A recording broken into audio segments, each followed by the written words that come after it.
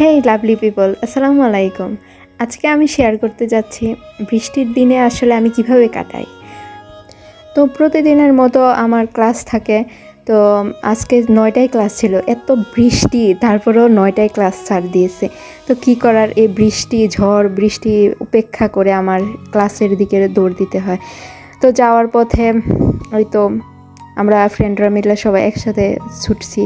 ভাবছিলাম বাস পাবো, মানে আমাদের হল থেকে আমার মানে ডিপার্টমেন্টে যাইতে বাস মাঝে মাঝে পাওয়া যায় আর কি।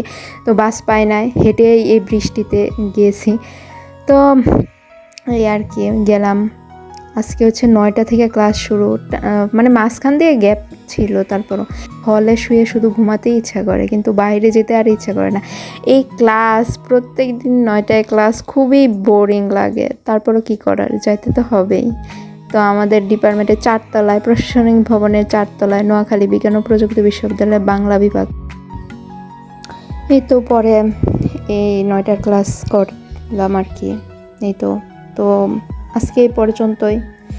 যদি আমার ব্লগগুলো আপনাদের ভালো লেগে থাকে তাহলে লাইক কমেন্ট শেয়ার করে আমার সাথে থাকবেন।